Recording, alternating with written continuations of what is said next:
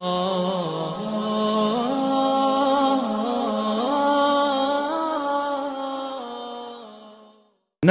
د مدینې د کوڅو نه د پاکستان په نوم د ژړا او د فریاد آواز راځي د هر امتی د غوږ د ضمیر په دروازه باندې حضرت عایشه ولاړه ده تپوس ترې نه کوي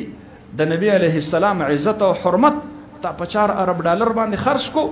لوی لوی پیتې دې په دې اوږو لګېدلي دي لوی لوی پروټوکول درنه مخکې روان یې بزدله د نبی علیه السلام د وجود یو ویښته د کلهم کائنات سره په قیمت کې نه برابریږي تا د هغه عزت او د حرمت او د ناموس سودا وکړله زما محترم ورونو مونږ او تاسو ډېر کوسترګي یو زه وایم پاکستانی به په کومو سترګو د نبی علیه السلام روضې ته سلام کوي زه وایم پاکستانی به په کومو سترګو جنت البقیع ته ننوځي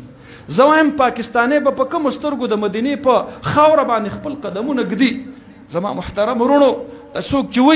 وی زه مدینې ته لاړم او خپې بلې خپې تلم زه وایم شریعت تا نه په مدینه کې خپې بلې خپې ګرځېدل نه غواړي خو شریعت ستا نه د ناموس رسالت پهرداري غواړي ته به نر شوی وې او تا به په دې موقع کې خپه ټینګه کړې وه قسم په رب العالمین موږ به د خپلو تورسرو کالي خرڅ کړي وو موږ به ستا دا قرضه ادا کړې وه خو د نبي علیه السلام روح مبارک په ګنبد خضرا کې په تړپاوېدلو دا زمونږ سود نه دی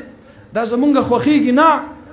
مونږ به هرې قربانۍ ته تیار شوي وو ته خو اسې سوال کې چړ کې او ګدا کې نو نور به دې کړی خو ناموس رسالت باندې به دې سودا نه کوله زما محترم ورونو دویمه مطالبه ورته یورپین پارلمنټ رالیږلې ده او دا یې ورته ویلي دي چې د پاکستان نه به د ناموس رسالت قانون ختم کوي مونږ د پاکستان حکمرانانو ته وایو د زورور نه زورور حاکم دی واوري د زورور نه زورور جرنیل دی واوري د زورور نه زورور جج دی واوري د زورور نه زورور بیوروکریټ دی واوري د زورور نه زورور صحافي دی واوري د پاکستان 21 کروڑ مسلمانان دا د نبی مهربان عاشقان دي یاد ساته یو بزدل زما مشر شو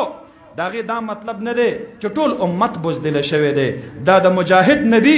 مجاهد امت دی دا د غازی نبی غازی امت دی دا د نر نبی نر امت دی مونږ بزدل نه یو مونږ د نبی علیه السلام د ناموس په قانون باندې د چا سره سودا کولو ته نه یو تیار او مونږ حکومت پاکستان ته د دې خبرې وارننګ ورکول غواړو کو چا په ناموس رسالت قانون باندې لاس اوچت کو او ناموس رسالت قانون یې د پارلیمنت نه د جبر او د زور په طریقه باندې د خاتمه کوشش وکړو یاد ساته د پاکستان